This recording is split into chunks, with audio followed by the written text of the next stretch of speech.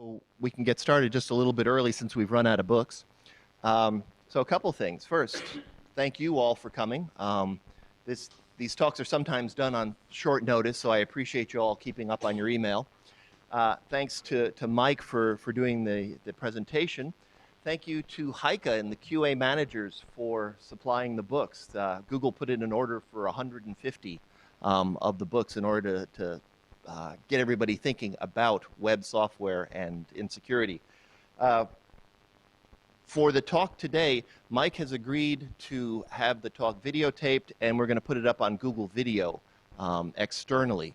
So questions are okay, but if you have any questions at the end that are of a confidential nature, just wait until we finish videotaping, and then you can ask questions. And at about noon or so, we lose this spot, and we're going to head over to lunch. So although it hasn't been done officially or anything, you're very welcome to join us for that. Okay, thanks very much. Mike Andrews. Thanks a lot, Harry. Well, thanks for inviting us up here, and thanks, Harry, for the great quote on the front of the book. I'm sure it's, more than doubled the amount of readership of it and everything.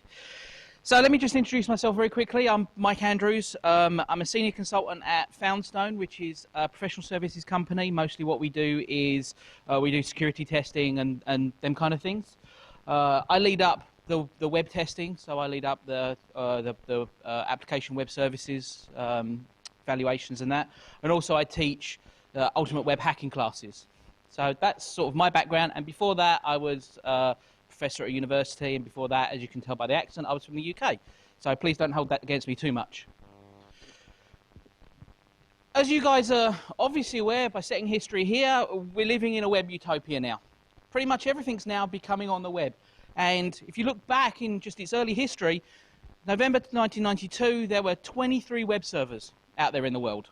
Everybody knew where they were. Everybody knew where to go and get their, their physics porn. So off they went to a particular server to get that. Today, April 2006, there's about 80 million host names out there when you look at the survey from a company called Netcraft. Now, I actually think that maybe that number's a little bit low, especially with, the number of pages that you guys index. Over 8 billion pages, it might be a little bit low. But this just goes to show, even if these figures isn't completely accurate, it just goes to show how much things are growing. So the growth of the internet, or the World Wide Web. The initial idea was, geeks sharing physics documents, and a little bit before that, it was effectively an online phone book. Whereas nowadays, you've got 6.5 billion people on the World Wide Web, according to internet statistics. Everything's on the web now, from the phone books and stuff like that to your email. Companies trading on the web. You've got companies that just solely exist on the web. They don't have any other kind of outlet. Amazon is a good one. They have no physical bookstores or anything like that, yet they ship physical goods. So this kind of stuff has changed a lot over the years. And now what we've got is we've obviously got the next big push of that Web 2.0, which is a bit of an odd saying, the next generation of things, but a good picture, it says 1,000 words and everything. That's one half of the picture. All these companies out here, you guys will probably recognize a few of them in there. There's Blogger in there, there's Rightly, there's Gmail. On the other page, there's a whole bunch more that you'll recognize. But you'll see that what's happening is more and more applications are going onto the web. It's not just information out there now. Everybody's actually using it as a delivery platform and as a way of pushing software, not just statically browsing pages and things like that. So obviously we're talking about security, and we're talking about how to break web software and stuff like that. So what is the state of play out there? So what I did just before I come along, I went and had a look at 2 days worth of vulnerabilities from Security Focus. You guys must know this site. It's a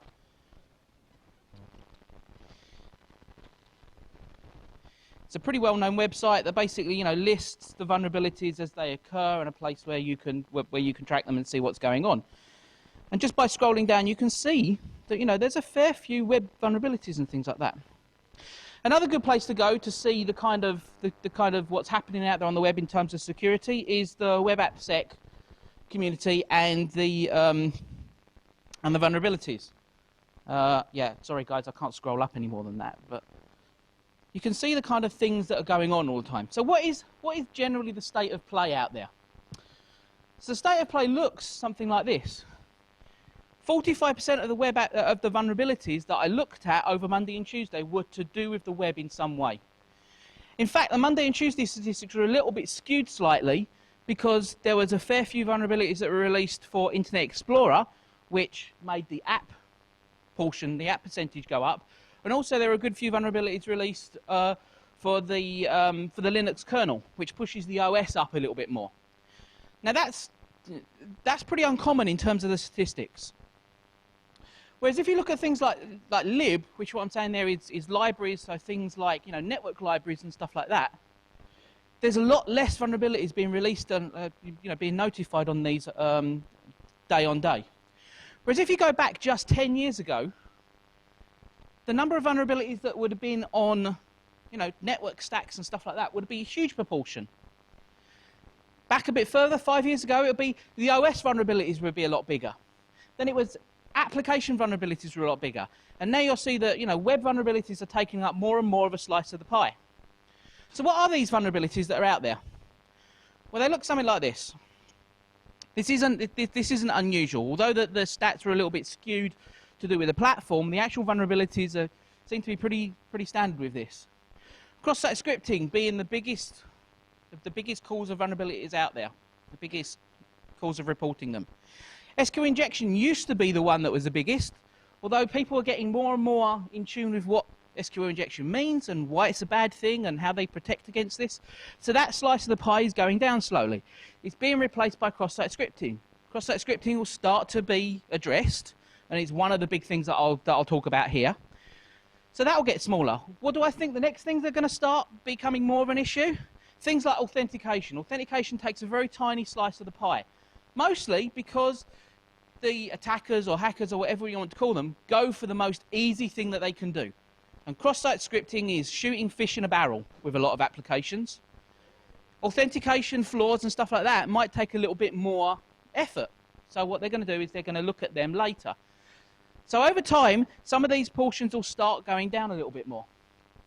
And some of them will start to grow. So this is just a quick snapshot in time. So what the hell happened here? We were doing pretty well with addressing all the vulnerabilities in the network stack and now addressing vulnerabilities in operating systems and addressing vulnerabilities in applications. Why is web in such a bad state? The idea is we should get better each time. There should be less and less and less. What happened? Well, HTTP, which is also known as UFBP. Does anyone know what that acronym stands for? No one out there?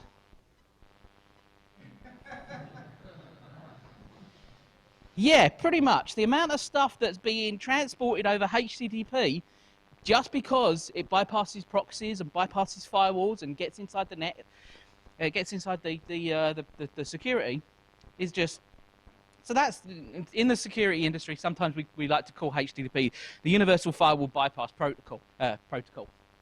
Because generally what happens is your application and your network and your internal assets are built like a fortress. All the sensitive information, everything is on the inside. It's in the keep. You try and make sure that it's all nice and secure. So you build nice, big, strong walls around it. And hopefully you guys have heard of, defense in depth. Well, what happens is you build more walls around it. And on this example, you build another wall again. And then you put a nice big ditch and fill it with water and you put guards on the tower. What does HTTP do in terms of the network nowadays? Well, it blows big holes in the wall so anyone can just walk straight past. And also, even though you might have guards on the walls that will shoot arrows at people that they don't want, that may be wearing the wrong colour jersey or something like that, that they're known enemies, wrapping stuff up in SSL basically encrypts it, and if it's encrypted to the source, the guards don't know what's coming through. They can't analyse it because it's encrypted. So this is one of the issues. Web apps are becoming more and more of a target because of where they are and because they're inside and they can bypass through a lot of the security controls. So let's have a quick look at some of what the security controls out there are for different things. So security controls for the network.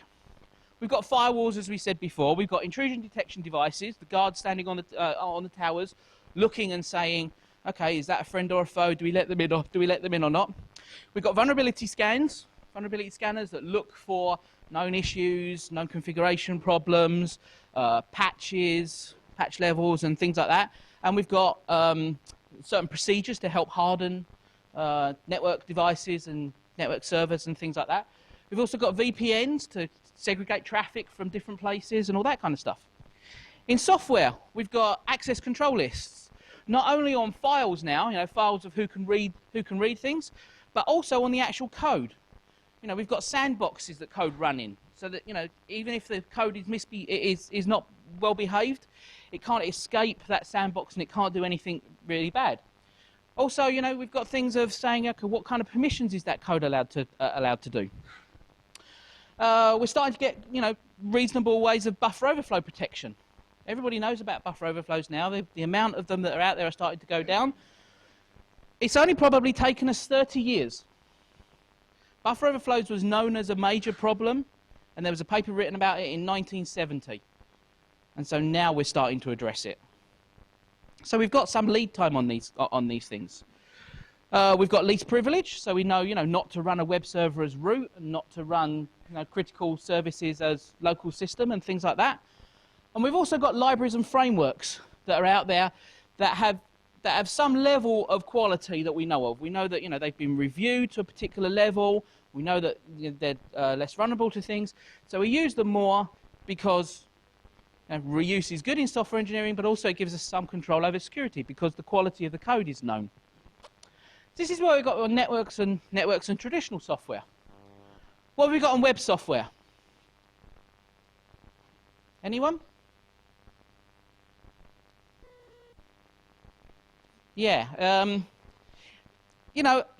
it's not quite this bad. There are things out there, but there's nothing, that's the de facto standard of things. There's no, really well-known framework that everyone programs onto the web for, and SQL injection and cross-site scripting don't happen on that because it's known to go through particular functions that strip all these kind of things. So what's happened is we found out that the web's different. The web's different from networking and is different from traditional software. And what happened is, as we did the paradigm shift from the fat client model of everything sitting on your local machine and processing it there, to processing it going back actually going from the mini or the mainframe to the local machine and doing all the processing there and slowly moving stuff back again, some kind of amnesia set in. And we forgot all the things that we learnt before. So we underestimated the target that web servers would become. Web servers are a great target for attackers for a number of reasons.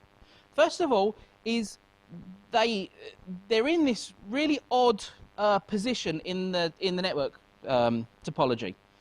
They're semi-trusted machines because you have to publish data to them and stuff like that, but you have to have anonymous users access them at the same time. So them two security things are against each other. Also, generally, web servers are very high-powered machines with a nice big fat network pipe. And if an attacker wants to use it for either a denial of service against something else or a worm, it's a great target. If they can get control over that, then they've got a much more powerful machine than they could possibly get any other ways. We also rushed into development, and we forgot a lot of the things that we learned from previous development. We've got perhaps this, the rapid prototyping and a year on the 7 months on the web is effectively a year in real life, and all them kind of great, let's push things forward. But we lost track of some of the things that we were doing previously in networks and in software, in the quality and the checking and stuff like that. So we forgot a lot of the lessons. We forgot a lot of the software engineering lessons. We also forgot that the web's different in that it's a different environment. There are different issues than there are. There's a lot less control that you have on how things operate in the web. There's different kind of attacks. Buffer overflow attacks on the web are very, very small in terms of by application percentages, by vulnerability percentages. So all of the things that we did learn were thrown out the window, and we didn't start to address the new things that were out there. Sometimes I wonder that we actually got as far as we did. We're just hanging on there by the fingernails, some people say. I don't think it's quite that bad, but it could be a hell of a lot better. So the web was never really designed to be secure. It was designed for geeks sharing physics documents. It was designed to be static, just information gathering. It wasn't ever designed to be a platform to run architectures off. It certainly wasn't designed for a platform to run a multi-billion-dollar business off of. So what kind of things are in there that are against security or are security concerns with the actual design of the web, and things that we have to overcome? Well, one of the big ones, is that we intermix code and data all the time on the web. It's like having a signal channel and a control channel. If signals can start getting misinterpreted as control, then all of a sudden you can make free telephone calls if it's on a telco network. It's exactly the same that happens with buffer overflows. The stack is considered to be data, but there's code in there in return addresses, and if you can push enough data onto there that overwrites the return address and it becomes code that helps to control, then that's how you can overtake this. Exactly the same with the web. Having JavaScript embedded into HTML markup is the same kind of thing. We also have no control over the client. Because the web being so open, which is a good thing, means everyone can develop on it, it also means that anybody can write their own web app and can also, their own web client, and can also do commands directly to a web server using Telnet or Netcat or something like that. Anything that you set on the client, you can completely not trust that it will behave correctly. And that's one of the assumptions that people have. Another big problem with the web in terms of security is there's no state. You have to add state onto it. It doesn't come there as part of the web infrastructure. So if you take things like when someone authenticates against a system, you want to know who that person is, so then they can track what their permissions are every time they access a resource or something like that. You have to have that state of who that person is and what they're allowed to do. Follow them with them all the time. It's an extra thing you have to keep considering. And also, what we've done is a lot of these issues, the ones above that we've talked about, we've effectively patched them. We've added something on top that sort of addresses it, maybe not quite. So things like for state, we've added cookies. Cookies help us with state. Things like authentication, HTTP Basic and HTTP Digest for authentication and things like that. To stop data from being viewed and man-in-the-middle attacks, we've got SSL and stuff like that. They're all things that have been added on top of the web, on top of things. And one of the mantras that I like to do is you can't patch for security. You have to add it in at the very beginning. So we've got these technological problems. We've also got the educational problems and the learning problems. Is that the learning curve of writing stuff for the web isn't that steep, really. If you're doing more complicated stuff, then yeah, but anybody can publish a page or can put a shopping cart up online and things like that. So the writers of web apps are becoming, they're not what I would call the hardcore developers that were writing the applications previously. You have things like, pre-built shopping carts for mum and pop shopping stores, which they go and, they see a book and they go, oh, e-commerce for dummies. There's some stuff in there, there's some code in the back of that. I'll just copy it out, I'll put it onto my site, and everything must be just fine. And they wonder at the end of the month why they actually get a credit card bill, because someone's been messing around with their systems. Before I wrote the book, sometimes I was a little bit reluctant about writing stuff and getting it out, because you have the thing of, I know this stuff, so everybody else out there must know it as well. So I went to my local Barnes & Noble, and I went through some of the books that were on there to do with web programming, and I was pretty horrified that out of, can't remember how many I looked at, but there was something like 34 books that I went through that the code actually had security flaws in there.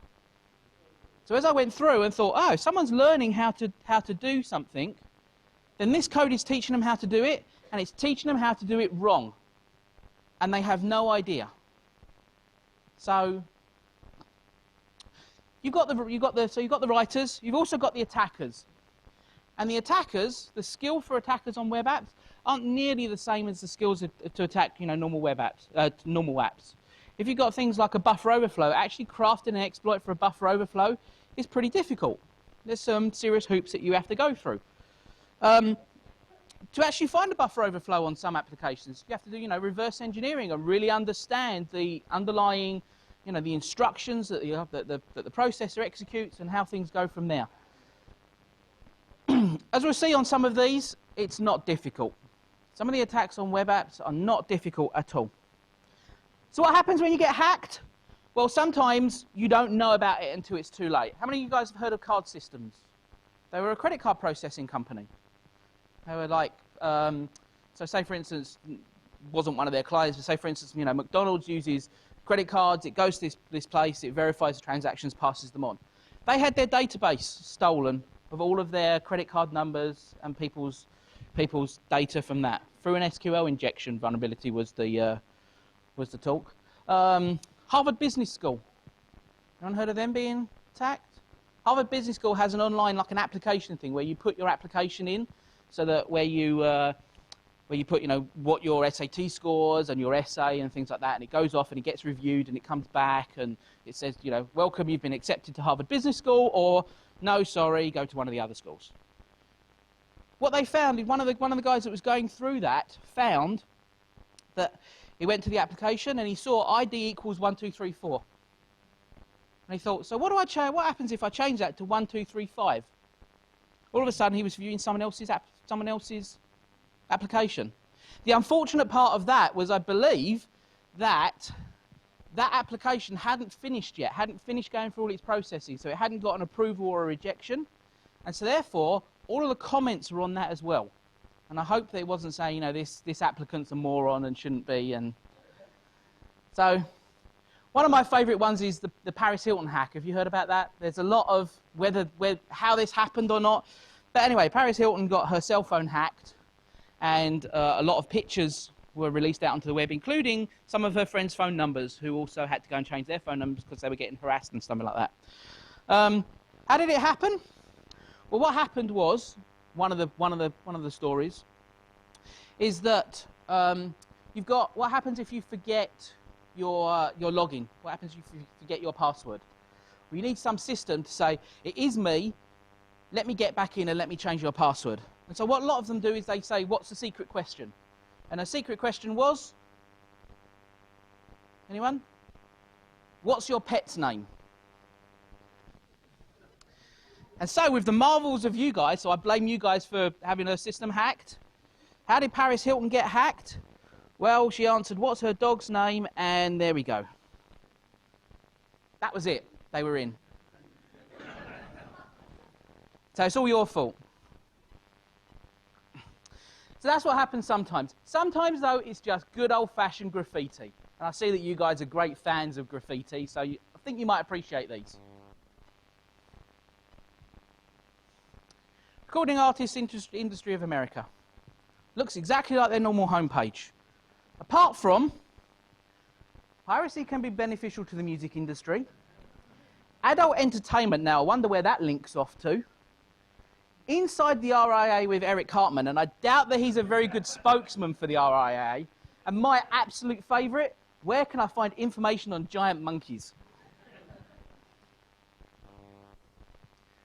Another one. Doesn't look too bad. Until you notice that it's actually Al Jazeera's homepage.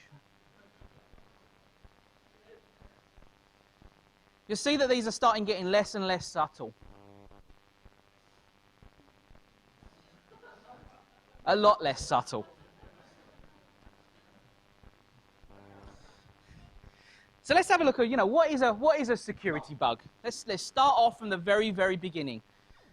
So a security bug is a mixture of is a combination of three things. It's a combination of an asset, a vulnerability, and an attacker.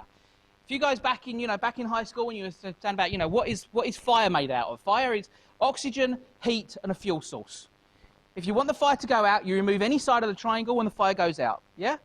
So if you've got these big, oil fires, Red Adair and his team comes along, what do? Do they spray water on it? No, because you're probably not going to get the temperature down enough to do anything different. What do? They set an explosive off next to the pipe, which sucks all the air out of it, and then you've just got a stream of oil that you have to be really careful around, but the fire's gone out. It's the same for a security bug. You've got an asset, a vulnerability, and an attacker. We start off looking at the assets. If there's no asset, then who cares whether there's a vulnerability or an attacker can get in there, because there's nothing for them to steal.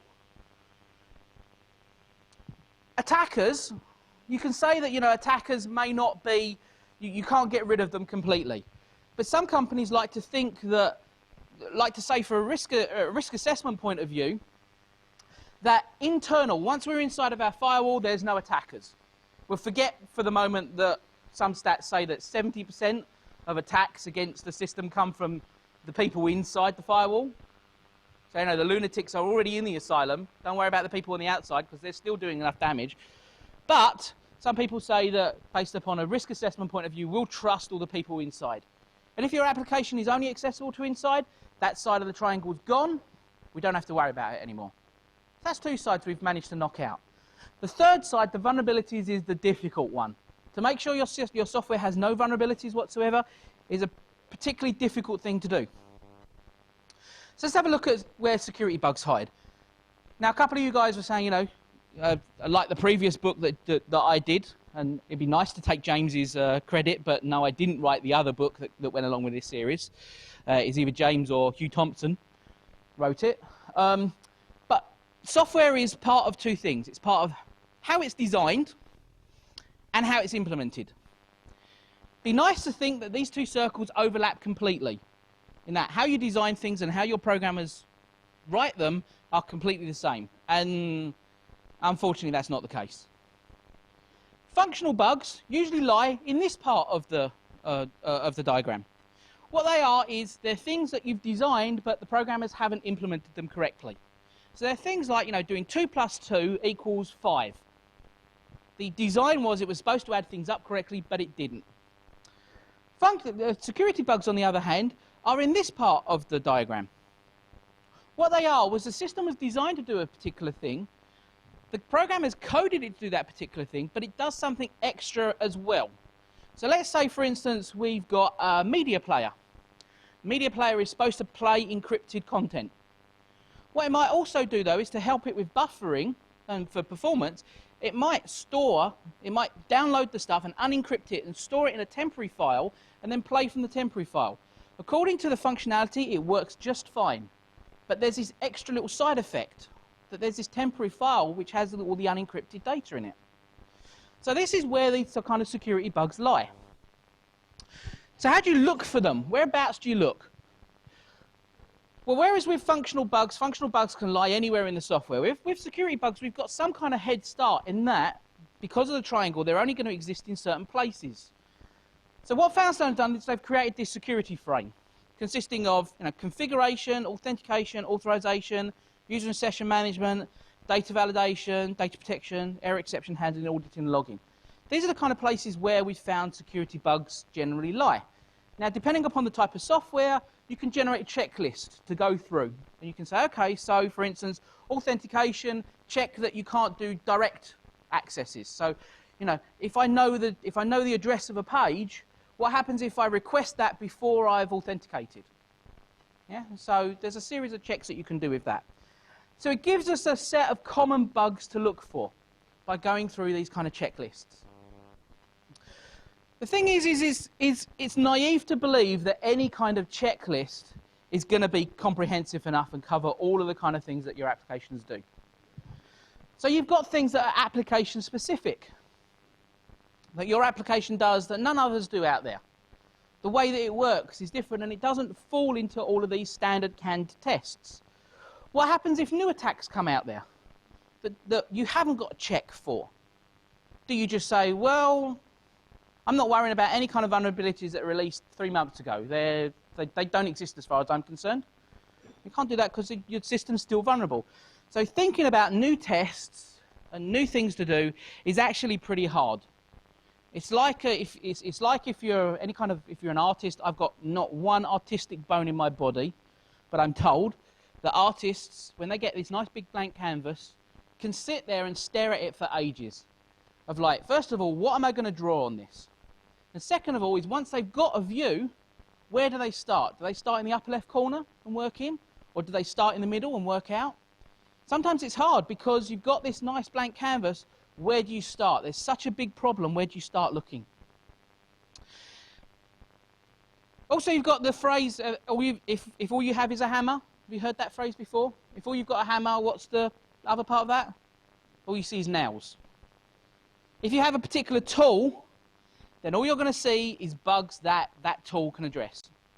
If you've got a framework or some kind of checklist, and that checklist incorporates these kind of things, all you're going to see is bugs that that checklist finds.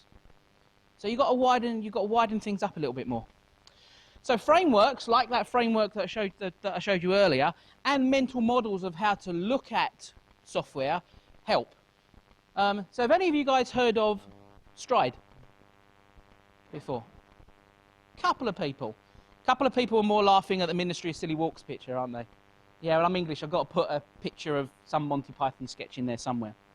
So Stride stands for spoofing, tampering, repudiation, information disclosure, denial of service, and, come on, click, escalation of privilege. What these are mental models to help you think about bugs and how to look for new bugs.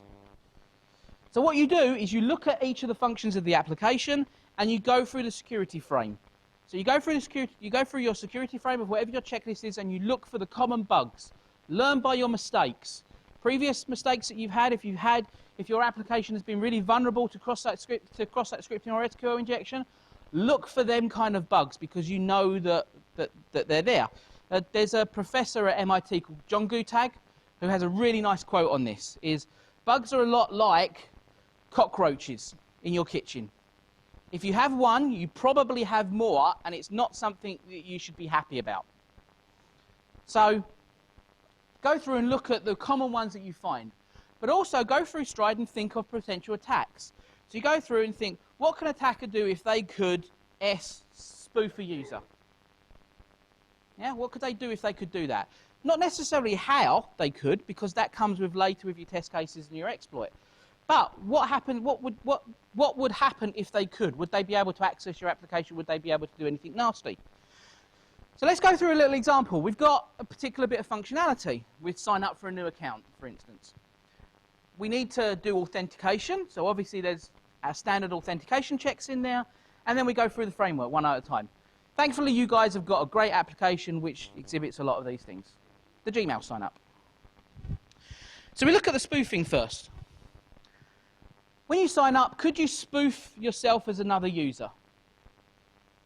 Well, because you have to put your cell phone number in, and it puts that back, actually saying that you're someone that you're not, you've got some kind of identification of who that person is.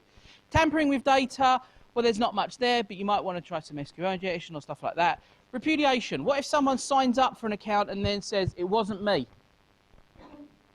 You've got their phone number. You've got some kind of method of saying, this person actually did go through that process. We did send an SMS message to tell them that they'd signed up. Information disclosure. So what would happen on here if people's telephone numbers got out? So think about them kind of tests. What about denial of service? Well, denial of service most people think about on the actual server itself, but you can also denial of service applications. One of the good ones with self-sign up is what happens if I write a script that would automatically just say, sign up user A, sign up user AA, sign up user AAA. Eventually what would happen is you'd run out of database space. And then no other users could. Or you go through the birth register or the census information, and you sign up all of the cool names. No one wants to use your application because I don't really believe in logging in as Mike384972. I'll never remember it. So what on this it does is you have that sign up on another channel. So you have to do something and then you get a token back that then allows you to complete the sign up. So that two-factor helps. It stops it. Actually being able to try and script that is pretty difficult because you have to have that SMS delivered to a place where another script could pick it up and reuse it. And also you've got a phone number, and unless someone has unlimited phone numbers, I believe what happens is you're only allowed to sign up like 10 accounts on one phone number. So that helps mitigate it there. An escalation of privilege may not be an issue on this because everyone pretty much has exactly the same privileges as everyone else on sign up. You're only signing up for one type of account here. If you're signing up for different types of accounts, you know, a paid version where you had more space or more facilities, more functionality, stuff like that, it might be a little bit different. But this is like an example of how to walk through this kind of thing. When I was talking about information disclosure, it's mostly about not echoing back too much information. And one of the things that you guys are sometimes good at is error messages. Not only are they tell you what's going on, in that there's been a problem, they don't give away too much information, and it's nice to have at least, you know, some kind of bit of funny in there. Shouldn't all be serious of error 54 or something like that. So one of the things we said earlier is rule number 1, you can't trust the client. So let me show you just a quick video.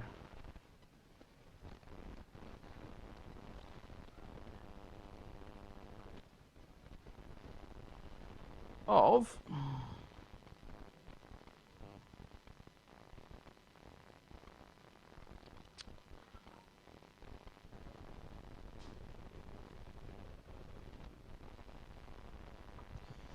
this is a great example of not trusting the client. We're at a company that sells software testing books. I did this particular presentation at one of the company's main conferences.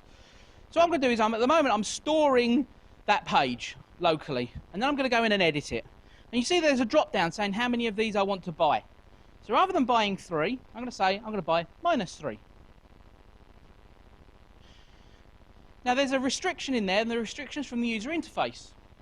Normal user would only be able to choose between 0 and 10 books. So what I'm doing is I'm changing that on the client. Now reload that page, and now instead of saying 3 books, I'm going to buy -3 books. And you see that, you know, $49.95 times by -3 gives me -149.85. I'm getting a credit back. Let's see whether this application actually does this. Now, all the while I'm doing this in the conference, the person who runs this site is having absolute kittens in the back of the room, saying Mike's attacking our website live and he's showing thousands of people how to rip us off. Well, before I've done this, and one of the things I'll say to you in just a bit is a lot of the examples that I'll show on the websites are already fixed, already recognized and stuff like that. Don't show any live exploits on these kind of things. So always give enough information so you can track these back. And great, there we go. Anyone worked in retail before? What happens if you put a negative value on a credit card charge? That gets put back onto the credit card. So I've now got $150 odd on my credit card. It even gave me tax back, but unfortunately I still have to pay for shipping. So I earned $4 out of that, so that's not too bad. And when actually talking to the guys when I told them about this vulnerability, they said that yes, that would have happened. You notice that 4111? That's a credit card number that does exist and gets verified and okay, but it's a credit card number that never ever gets billed against. So I didn't profit out of it at all. But what would have happened if it would have been a real credit card and it would have gone through, it would have printed out a little thing so the guys in the warehouse could go and pick the books up, and they would have gone to the shelf and they've gone, Mike wants the web testing handbook and he wants -3 of them. That can't be right. It's either got to be a printer malfunction or a software malfunction or a bit of spec, or a speck of dirt or something on the paper.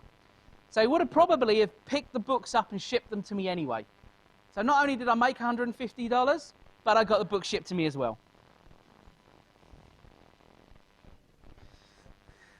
So you can't trust the client, and that's using no tools whatsoever. That is just using the browser and Notepad. So you can't trust any of the stuff that the client does. How common is this? Well, it's pretty common. Let's just say that this is a major hotel in Las Vegas, and it's $109 a night. But in this case, my internet charge for using the internet in the room was -$10.95, so I got a little bit of a discount. The next day, actually, my internet cost -$109. So I effectively stayed there for free. And then what happened is some nice big guys in suits come and knocked on the door and said, "Mr. Andrews, someone in security would like to see you." And traipse down there, and then they get told, "Yes, it's a security review, and it's good that you found this, but it means that one of our systems is vulnerable, and we have to fix it." It's all over the place, this kind of thing. So obviously, you guys want to have a look at some hacks for today, and we'll step through some of them. We're going to step through some of the most common ones. We're going to step through session hijacking, and we're going to step through page defacements. We're going to have a look at some other security assumptions that people have and how they lead to security bugs. And what I'm going to try and do is I'm going to try and illustrate some of these with previous vulnerabilities at Google as an example. And this isn't a case of trying to show you guys up or anything like that. It's a case of, if you know that there's cockroaches in your kitchen, you know to go and look at other ones. And also, don't be surprised that there are cockroaches in your kitchen, because there are in so many other companies as well. It's just a case of, if you know what you're looking for and you can see that you've had these kind of things, then you know what to look for next time, and you know how to fix them, and you know how to start to address them. So why no live exploits? Or why no live examples? Well, two things is, as this is being videoed, I don't want it going up online and someone going, "Ah, that's how we hack Google, and we've got a video showing us how to." Somehow I don't think Harry would be very happy about that. The other thing is, security vulnerabilities on web apps get fixed very quickly. Because you've got this nice instant service pack phenomenon. If there's a problem, either a security bug or even a functional bug on a web app, as soon as you find it and report it, the next time you visit the site when it's been fixed, you get the new code. So you can't actually create a snapshot of that to do the exploit again, because it's already fixed. It's one of the great things about doing stuff on the web. You've got a great advantage with that over traditional software. So anyway, let's start going through some of these. We look at session hijacking.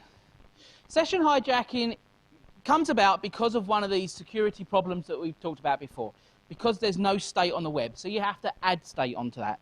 And one of the ways of doing it is to give users session IDs when they go, and then that session ID tracks them around. And then you can associate that session ID with who that user is and what permissions they have and all them kind of things. So you can go through your checklist and you can think, what would happen if a user ID could be guessed? What happens if I can guess a user's session ID? What happens if a user's session ID can be stolen? And you think, well, what would happen in them circumstances? And the effect is pretty much the same. Someone else can masquerade as another user that's not them, because they have the same session ID, and the web app doesn't know any different.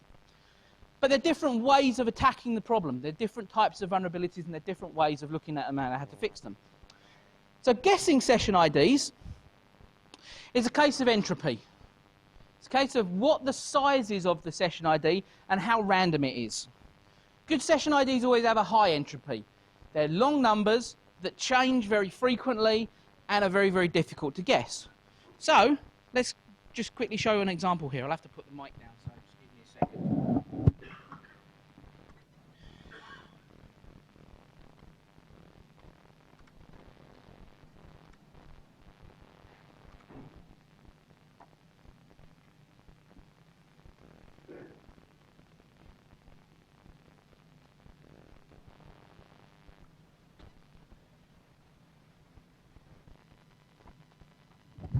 So here we go. This is a neat little web tool called Web Scarab. And what it does is it's got this nice little tab here called Session Analysis. And what you can do on here is you can say, okay, give me a HTTP method and somewhere to get it from.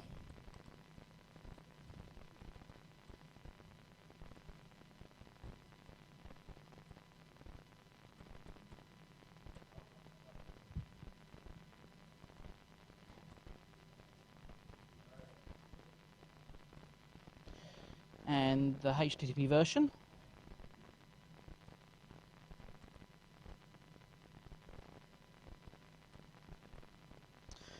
And what you do is you say test, and that does a quick test to see whether, oh, actually I need to go to, gets. Yeah, that's not going to help, is it? So no session IDs there, but I think if I go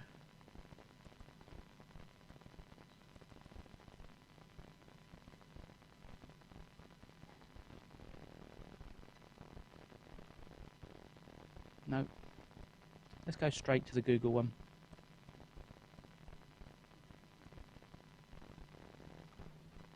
Test. And this basically shows me that there's probably at least one session identifier in there by analysing the result, and this one's in one of the cookies. So it's told me, okay, this one here. Now I could start to do an analysis on that, but actually there's quite a lot of other information in there that's not part of the session ID. So how do I get them out? So I know that this is part of the session ID, so I could start doing a bit of a regex to say, okay, so start with some number of characters, and then it goes ID, and then when ID equals, and then what I want to do is I want to pull out anything that's not a colon. So colon's the end, is the end thing, and there's going to be one or more of them, and I close that, and then I don't really care what comes after that. So I'm going to do a regular expression to try and match what the session ID value is.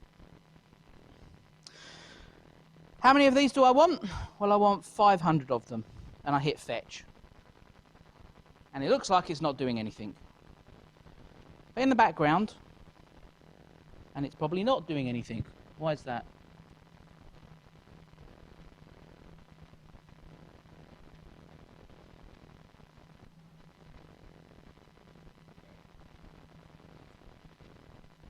That looks good. If all else fails, grab the example that you had earlier that worked.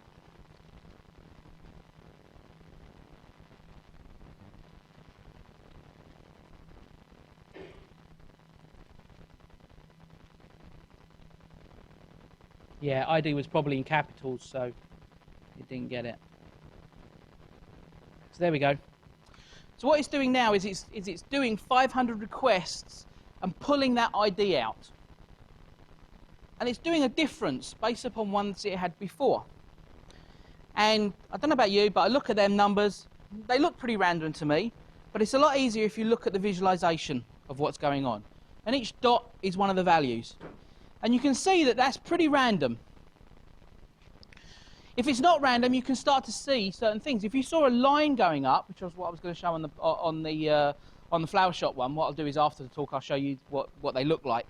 But if you saw a line going up or a line going straight across, it's probably some kind of one that's based on sequence or probably one that's constant.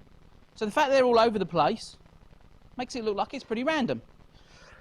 Sometimes you might see that they're in bands, which means that the algorithm favours certain values over others.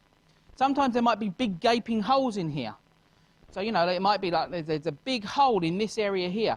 And that might be that based upon a particular time it favours certain values and things like that.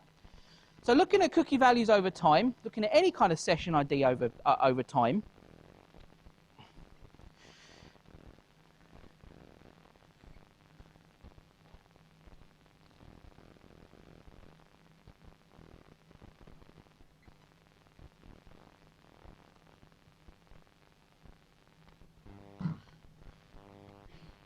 helps us have an idea of what the entropy is. And so ensuring good entropy and ensuring a good address space for session IDs helps us protect against guessing what them values are and people masquerading as other users by that. So the address space is dependent upon the number of users that you had logged into your system at any particular time. So let's say we've got 128-bit session ID, about 16 ASCII characters, and what we can do is on a machine we can do about 10,000 guesses per second. We also have 100,000 users logged in. We've got a really popular application. Lots of people are logged into it each time. So that reduces it. I only need to get one, by the way. How long is it going to take me? Anyone care to guess? Day? 2 days? Any longer than 2 days? A few days? Week? About 300 years. So having long session IDs and making sure that it's making sure that the entropy is good.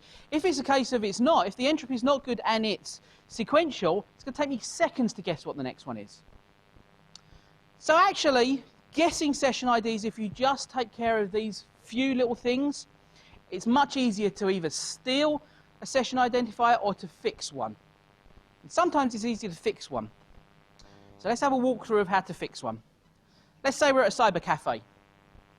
We've got some shared machine that we're going to use. We're just going to log in and we're going to check our email, or actually we're going to check our bank account. Along comes our little hacker guy. The hacker guy goes to the bank account. The bank account homepage gives him his session cookie. So he retreats off and he has a think and says, okay, I'll remember that session cookie, what it was. Some unwitting person comes along later on, sees the machine, and goes to log in, goes to the bank account. What happens with cookies? They're automatically sent whenever you go to the next, whenever you visit that same site. Cookie's already set. Doesn't have to issue it again, so his cookie's the same. It's 1, 2, 3, 4. He gets the home page back. He provides his login details. He logs in, and he gets his account info back. What does our attacker guy do? Our attacker guy goes to a completely separate machine and fixes that cookie information. So he goes to the account page and provides the cookie ID, and as far as the application's aware, it thinks it's the same person because that cookie ID is the same as what the other person's using, and there's no state on the web. It doesn't know that two people are logged in and they're at two different pages. So they effectively get the account value back. So that's one way of doing it. Very easy, isn't it? So, protecting against the session ID guessing and protecting against fixing, ensure good session ID entropy, and always give people a new session ID when their role changes. When that other person logged in, if they were given a new cookie value based upon when they logged in, so they log in, they get a new cookie that tracks them through, that value that the attacker knows isn't useful anymore because it was only for a particular role that doesn't have any permissions. What would have had to happen was the user would have had to log in and then gone to grab a coffee or something, the attacker quickly sneak over. Generally, you know, that's an attack that you can't protect from technologically. More common approach is to steal session IDs. There's two methods of doing this: stealing them in transit and stealing them from the browser. In transit, HTTP is a clear text protocol, so what do you do to protect stuff in transit? Stick it over SSL. Yeah? What happens if you get a box like this that comes up? What does this mean? It means that there's something wrong with the SSL connection, in that the certificate was issued to a different company that where you're actually heading. I promised my wife I wouldn't take the mick out of her on this one, but I'm going to break this right now. What do these two buttons mean to most people? This button means, no, I can't do what I was after. This button means, yes, I don't care, just let me get on with my activities. Yes, let me get on with my activities. Could be now suffering from a man in the middle. It could be that someone in the middle of that transaction is presenting another certificate and decrypting the SSL traffic between the two. You'll see it with tools like Paros and stuff like that. So make note of some of these warnings. Stealing them through the browser, oh sorry, let's go back, is that so sensitive information over HTTP, protect it using SSL, make sure that the SSL configuration actually matches the box that it's on, and also make sure that it doesn't go in get parameters. Any kind of sensitive information like credit card information in get parameters are also logged on the browser. You can protect cookies with session ID in some ways by having the secure flag set. And what the secure flag does is make sure that cookie will only get transmitted over a secure connection, over SSL. Most pages get built with multiple requests. Not only the one request for the page, but also requests for the images and stuff like that, and JavaScript. Now, if the page itself is pulled over HTTP, great, the cookie's protected. But if images aren't secret, so why pull them over HTTP? If that's the case, then the cookie goes with it, and the cookie's unprotected for that moment, for that particular transaction. So this is mostly configuration issues. A more common way of stealing session IDs is to use cross-site scripting, which I'm sure you guys are aware of. So let's walk through a quick example. We've got this flower shop. We've got somewhere on the flower shop where we can leave messages for other people. Say, guest book, someone saying, what a great site. What happens is our little attacker comes along again and says, oh, this is a great place. I can leave things for other users to pick up. So what he does is he leaves this little thing here, leaves a JavaScript. Once we said before, you know, code and data intermixed. Once that gets displayed, it's going to pop up a little message box. Now that might be annoying as hell, but it's not a security vulnerability because it's not attacking any kind of asset. What's one of the assets on here? One of the assets is your session ID. So what we do instead is we put an image in there. Now that image is a 1-by-1 transparent pixel. Users aren't going to be able to see it, aren't going to be able to notice it at all. But what that pixel does, when it goes and requests that, it also sends a parameter to the attacker's website with the cookie value, this document.cookie. So, when our Joe user comes along to visit the site and goes to the guest book, the code automatically runs. He goes there, the script starts executing, and the browser goes, oh, I need another image. Where do I get this image from? Well, I get this image from the evil attacker's site. But that image tells me I have to add that session ID parameter onto it, which it does. So he's got that, and then the image comes back on, and it looks no different to the user at all. But in the meantime, on the evilhacker.com, there's logging all of the session IDs into what's known as a cookie jar. And so at any point, the attacker can come along and pick out these, and they could be scrolling them in real time. They know what kind of session IDs are being used and start using them to hijack other people's information. Once again, how common is this? Pretty common. How easy is this to find? A 14-year-old found it a couple of months ago. The story was he was sending JavaScript to his friend. Now that's just, no. He'd learned about cross-site scripting from some kind of web page or some kind of book, and thought, what happens if I put alert in an email that I'm going to be sending to one of my friends? And this was in the subject header. Bang! Cross-site scripting error. Now, rather than just doing an alert message box, what he could have done is he could have stolen his friend's session identifier and reused that in his own request, and all of a sudden he's logged in as that person and can do all of the things that they needed to do. So how do you protect against this? Now, generally I can say this over and over again, and I'm asked sometimes with interviews of the book, what's the one thing that I recommend people to do? I recommend people to validate their inputs. Things like JavaScript and stuff like that has no business being in fields that are displayed to users or stuff like that. So validate the inputs that you're getting what you're expecting. Now in some kind of, in a header, you're expecting, you know, alphabetic characters, numeric characters, maybe some punctuation. You're not expecting script tags. Also, validate application output. Just because it's in there, don't trust the data in the application is okay. You know, do this defense in depth. Validate on the way in and validate on the way out. The easiest way of doing this, and that would solve 80% of cross-site scripting problems and stuff like that, is really these tags here. This open tag and the close tag is what separates code from data. Markup is still code, so you know, a bold tag or something like that, but also JavaScript tags. Change them. The user probably doesn't mean that they want this angle bracket. They probably mean that they want that bracket displayed. So change them from that to its HTML equivalent, which is ampersand LT or ampersand less T. So then it gets shown, and you don't cross that boundary between code and data. Don't just think that's the only way of doing it, though. So whitelist the kind of inputs that you want, the kind of things that you're expecting data to see. Because there are so many different ways of encoding these, it's ways of doing it. There's a lot of them.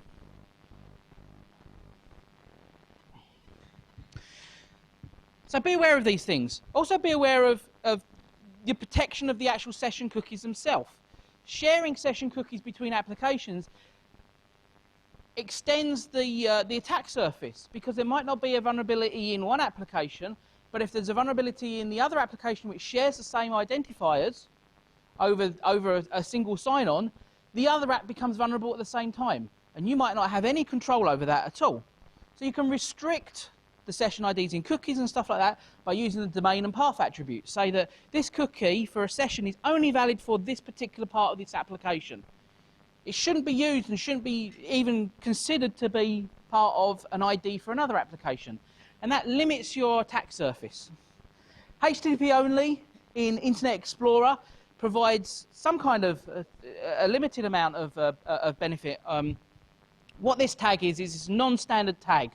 Just like with secure, but secure equals true, you basically just put HTTP only on the end of a tag. And what Internet Explorer does is it says this cookie here is only really for me to send to the server. Local code shouldn't have anything to do with this, and most session identifiers, local code don't have to have any knowledge of session IDs at all. It's really just to help the server keep track of who's where. So if there's a cross-site scripting vulnerability, and your cookie that's holding that session ID has HTTP only on it, that JavaScript will basically return null, because it's marked as that cookie shouldn't have any kind of access from local code. And it's one little word, and you might as well put it on there. Most people use it. Most people using Internet Explorer will get that benefit straight away. It's in as a bug feature request for the Mozilla code base. They think it's a great idea. Loathe Microsoft to have any great ideas, but they do occasionally. And it's been down there on about a year. Maybe they'll get around to adding it on at some point. So how do we do page defacements? That's one of the things that we were going to say. So we pretty much covered, session hijacking. What about page defacements? Well, cross-site scripting can be used just as easily for page defacements as it can for session hijacking. So cookies are just a small amount of information that you can get through the document object model going through JavaScript. JavaScript can not only gather stuff, but it can also change elements on a page. That's how, dynamic menus and all them kind of things work. When we're talking about assets, an asset might be your ID, but your asset is also how your page looks. Because if you're a site that people trust, the information that's on your site is still an asset. People may do certain things based upon what your site says. So let's have a quick walkthrough of cross-site scripting page modification. We've got a website. It's a news website. People might believe that, the stuff that they see on the news is exactly what's going on, so they might do certain actions based upon current news. Our attacker comes along and finds a cross-site scripting vulnerability, and he uploads an image. And he puts that on his evilhacker.com site. Along comes Joe User, and the attacker sends him an email message. Now, it might be a friend that's trying to trick the user into doing something. It might be some kind of spam message that goes out. But the email says, start dumping your Microsoft stock. Why? So, the user goes along and looks at a page, and instead of seeing the page that's supposed to be there, he sees a page that looks completely different. How'd that happen? Well, the email said something like this. The email is a link to the page, and it's found a particular vulnerable parameter, and instead of picking up a cookie or something like that, what they've done is they've said document.images.38, so the 38th image in that page, change it to the one that I've created rather than that one there. And it happens almost immediately. And they see that information rather than the one that's there. But if you saw that link, would you click on it? Some people shaking their heads, some people, well, not too sure. What happens if you saw a link like this? So you can obfuscate these things, you can hide them. This does exactly the same thing. Tiny URL is a great thing for hackers to hide phishing links and stuff like that. Pretty common. This was found October 2004, 2005 by a guy called Jim Lay, who's got a great website, a great blog, said all sorts of things. Found exactly this vulnerability in the search engine homepage and managed to make it look like you go as a going subscription. You're not, are you? Because I'm going to sign up for this now if you are. $5, well worth it. And sent this out to some of his friends. I dread to think if anyone actually filled this out and sent him the credit card details. But it's pretty common. So one more for the road of cross-site scripting, and then we'll call it a day on this, and we'll start wrapping stuff up. Cross-site scripting can be used for actions, so you can do things like cross-site request forgeries, which embedding a particular action onto a page gets you information back. It's like a user clicking on something, but they didn't do it. It was the JavaScript that did it. So this piece of Ajax code, what it would do would be, there goes all my Gmail contacts. Put into maybe an image tag, which then gets sent off to someone else. It's all their emails and stuff like that. What about if I was buying a book? What happens if I was doing something like this? What happens if I had a script that said document.location equals this?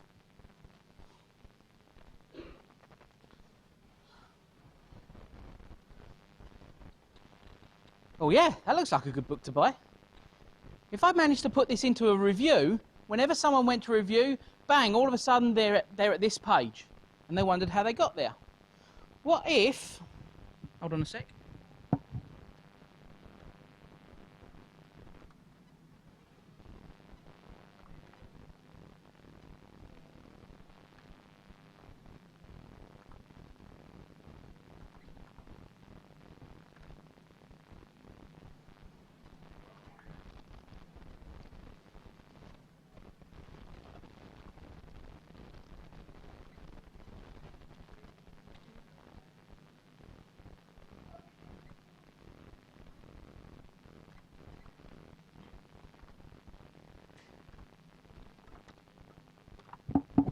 So I'm just using Firefox because Firefox has got some pretty cool plugins that I can use to sort of show what happens on these kind of things. What happens if this review there was a cross-site scripting vulnerability? Now I'm going to sort of just use the DOM inspector just to show the kind of thing that you could do on this. But there we go. There's the page. What would happen if instead of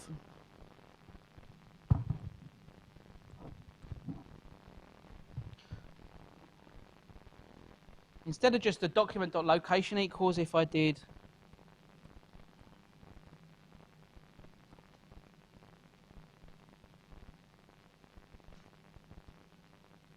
take out that script,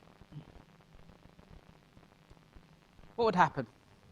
It's basically saying document, some form, click the submit button.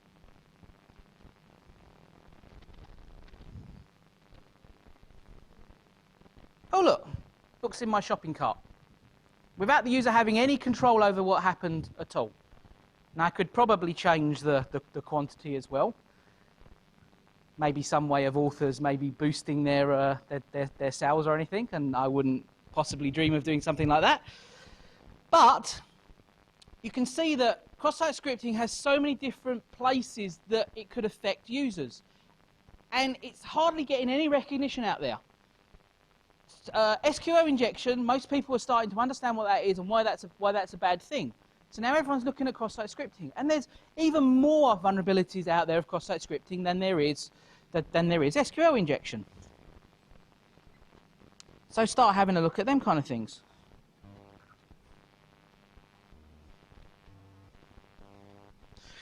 So other attack vectors that we could look at. So cross-site scripting is a temporary attack. Users actually have to participate in the attack to some degree. They have to visit a web page, or they have to click on a link that has a vulnerable parameter or something like that. And some people say, maybe they could be unobservant. If they have a page with a load of CGI parameters and some of them look decidedly dodgy, would they click on it anyway? But that's beside the point. Cross-site scripting is a temporary attack. It has to have some kind of user involvement. HTTP response splitting, on the other hand, is a new attack. It's only really been talked about recently in the first couple of months. We're probably pretty new in finding out what kind of vulnerabilities we can use with HTTP response splitting and what kind of attacks we've got. But HTTP response splitting is an interesting attack in that it's a one-shot attack. You do it once, but it can have multiple effects. It's like one of these gifts that keep on giving. You do it once and it keeps on giving stuff more and more and more. It can potentially affect more than one user. If one user suffered from the vulnerability, with HTTP response splitting, it might be that a user that didn't do anything wrong at all also suffers from that vulnerability as well. So let's do a quick walkthrough of it. Let's say we have a machine, which is the bottom one, the black one, and it's going up and doing requests to a web server. So a quick walkthrough of the HTTP that goes backwards and forwards. Get request goes up to the server then replies with a code, says yes, it's okay, send the stuff back down, including all the HTML. One of the possible ways of doing redirects is to send a parameter to say, okay, redirect me to a particular page. The web server replies with a 302 message, and it sets the location header to the place where you want to go to. What happens with the browser goes, 302, it's moved to this location, so the browser then does another request for that particular location, and the server sends the right thing back. Yeah, follow me so far? What happens if we attack this mechanism? What happens if we say, instead of it being a proper page, what happens if we start embedding characters in there that starts to affect what the response is? So on this we can see that you have to encode these up, by the way, you know, /r/n, you have to actually encode them you have to URL encode them, otherwise they get changed. But what happens is this request comes up, the response that comes back from that is actually two responses. The response, the real one from the server, which is the 302 moved temporarily and the location, and then where it says null is the location that we've asked for, and everything else after that is faked, stuff that we do. We're now creating our own HTTP response. That HTTP response is 200 OK, and here's a page for you. And that page might have a payload, it might have a cross-site scripting, it might be a completely different looking page than it was originally, and then that little ellipse at the bottom would be the leftovers. But the browser ignores it because of the end HTML tag. How do we use this as an attack? What we do is we do two requests from our machine very quickly, one after the other. They have to use sequential requests. So the first request does the exploit, and the second request requests a page normally. What's happening? We get back two responses from the first one, and we get back a third from the other one, but that's ignored because the browser's only expecting two requests to come back. So the other one to index.html just isn't, it's completely ignored, and we get these two coming back. The first one is this move temporarily, which is the null, which is what we've seen. The second one is the payload. So, what does this mean? This means that the first page, the first request, is associated with this. Nothing really. The index.html is associated with this. Now that's bad, because that's not the index.html page. That's the one that we faked up. And it means that if someone goes to that index.html page from the browser's cache, they get the payload. So we can affect not only the location, we can affect caching and things like that. Now I said, you know, it keeps on giving. As long as you don't refresh the cache, you keep on getting back the malicious page. How does it affect multiple users? Well, most people go through some kind of web proxy, some kind of web cache to speed things up. Anything that goes through the page and anything that comes back get cached by the web proxy. What happens if you have another machine over here that sends a request for index.html, and index.html has already been seen by the web cache? What does it give you back? It gives you back the payload page.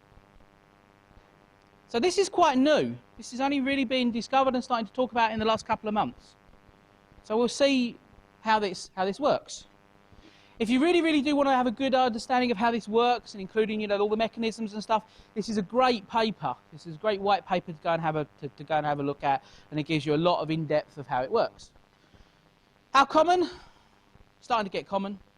Blogger suffered from this vulnerability earlier this year. So I would imagine that a lot of sites that do redirects based on 302s also suffer from this vulnerability. because they trust the data that's given them. They trust that someone's going to give them the right page. But what is it? It's exactly the same protection measure as cross-site scripting. Validate the inputs. What this is in the location where it asks for a page, it's that carriage return line feed. Breaks the line, the next line down, the browser assumes that it's a HTTP header. When it's not, it's still a follow-on from the location. So validate the inputs and validate the application outputs. And you have to be extremely cautious of all the data that you put in HTTP headers, because if they're user controlled, they can affect everything. They can affect things from location, they can affect things to caching, they can affect cookies and all that kind of stuff. To start wrapping up, we'll have a look at a couple of security assumptions, and I'll open it for questions. Is that the web's got no standards at all. Everyone says that, you know, there's RFCs on HTTP and all the way that things work, but there's not. One of the examples was everyone can play nice. Everyone, whenever they go to a page that doesn't exist, it will give them a 404 page. But it doesn't. So the site minder or the analytics or stuff like that suffered from a vulnerability where it asked for someone to put to say, here's a page that exists on my site, and I'll use that as your as proof that you own that web server, because that page must only exist because you can put them there. However, not your fault, but other people's faults. If that wasn't on that, if that page didn't exist, certain sites, so for AOL for example, didn't do things properly. They didn't give back a 404. They gave back a 200 OK page with a page that said I couldn't find that, which breaks the standard. But it means that I could register myself as a user of the AOL site statistics. Now, not much information in there, but if I was a competitor, I can see what kind of things people are searching on to get to that page. Other assumptions. Trust the data that's given to you. Google News does this. Grabs data from PR news feeds. And so many people have, you know, Google News alerts of anything that has the title in there. Someone made a press release and said that Google hires a 15-year-old. And all of a sudden it's on Dig's homepage because they trusted the data that comes through there. They should only be trusted from known authoritative sources. Don't feel bad about this, because it gets a lot worse. North Carolina News 13 had a web page that had closing tickers for schools and businesses and things like that.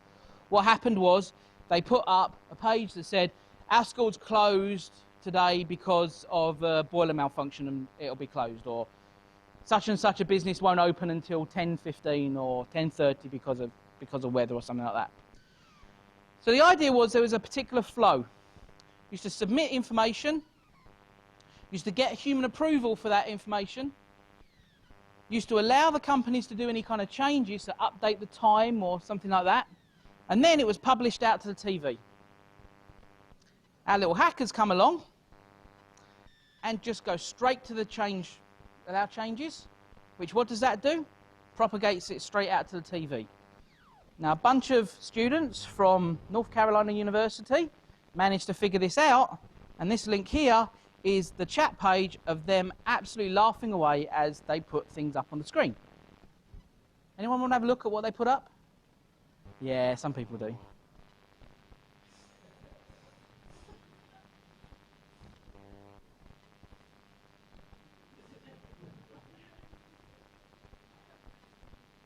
Here's a good one for all you hackers out there.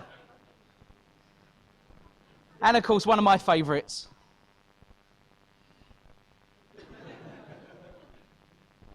So they took it down after that and thought it was mostly unamusing.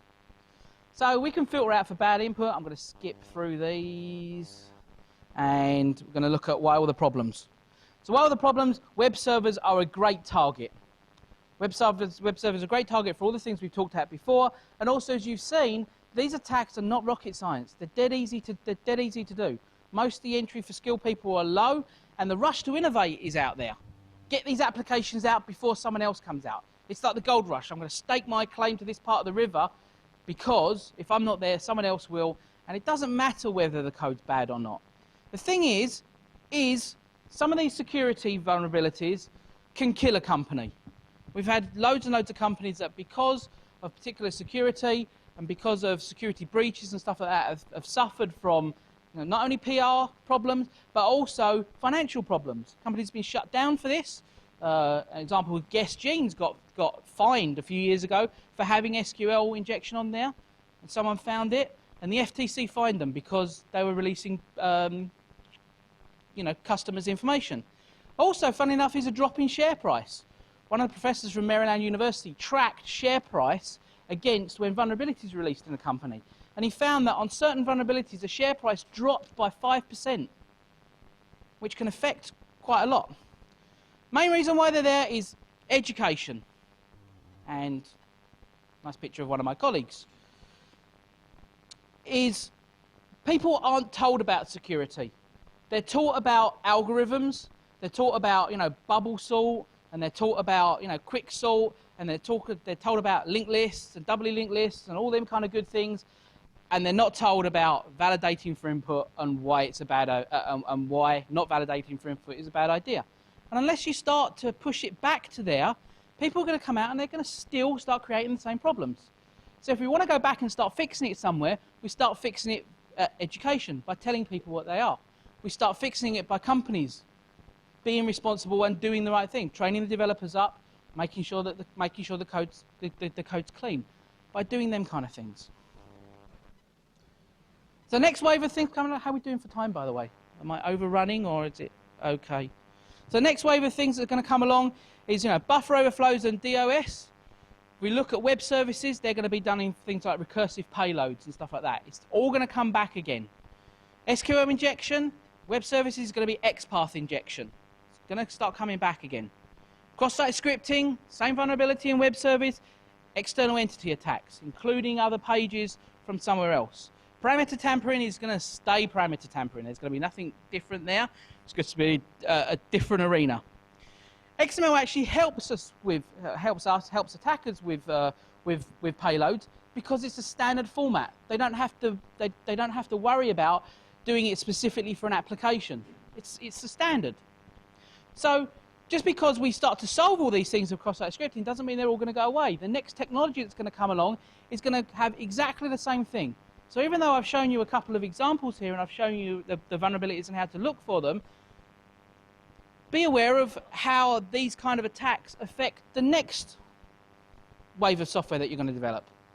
Ajax is coming along and is being more and more used, which means more and more code pushed to the client, which means less control and less validation at the server. So we've seen what happens when you trust the client, and just because it's Ajax rather than Forms or instead of JavaScript doesn't mean that we should trust it anymore. Web-based worms. Web-based worms have already been done to some degree. They've had limited impact, and you guys have brought up things of pages that says, we've noticed a lot of requests for a particular thing, so blocking it from there. We've got stuff like web-based keyloggers and backdoors, like back orifice, but for the web, is the next holy grail for web software. And as web software becomes the next platform for developing applications and things like that, that's what the attackers are trying to look at. That's what the hackers are gunning for the next big goal. Bidirectional communication to arbitrary domains with no refresh and preserved between sessions. In some cases, they're getting close. Some of it is already done. XSS proxy is a bunch of scripts that's already written for cross-site scripting in a frame that you can actually send commands to another machine once it's activated. Doing it over sessions, HTTP response splitting manages to preserve that between sessions in some way. So web app worms and viruses might be the next phase. Applications and operating systems have suffered from it. There's no reason why we can't expect the same in the future. There's a guy at SPI Dynamics called Billy Hoffman that's done a great paper on this, a great presentation. One of the reasons I wanted to go Black Hat is he's saying that he's possibly going to talk about it more at Black Hat 2006. So we'll see there. So lessons we've learned so far is it's not rocket science. As you see, you don't need any hardcore hacking skills to be able to do this kind of stuff. It's mostly common knowledge once you know the knowledge that's out there. There's so many more attacks. I wish I had time to talk all over them, but as you probably see already, I've well overstepped my time schedule. But hopefully you've all got the book, and hopefully we can hang around later and talk about these kind of things. So if I have to give you 2 things to walk away from, validate input and validate output. If you can solve them, 80–90% of the vulnerabilities that are out there in the web just go away. So watch for new attack vectors and institute some kind of security attitude. You'll never be able to design perfect web software. Any kind of software, there'll always be vulnerabilities in it all the time. You'll never be able to find every single vulnerability. But by doing things of awareness, of a security frame that you walk through and check stuff off, be able to think about new attacks and stuff like that, to actually think about it in that way, helps you. And also have some kind of security champion in your team. Have someone that has in their spare time, or one of their responsibilities, to keep up to date with security stuff. That if someone goes, you know, this little thing here looks a bit fishy, but I don't know whether it's really an exploit or or a vulnerability, or how to impact it, that person's there that can go, yeah, it is, no, it isn't, and things like that.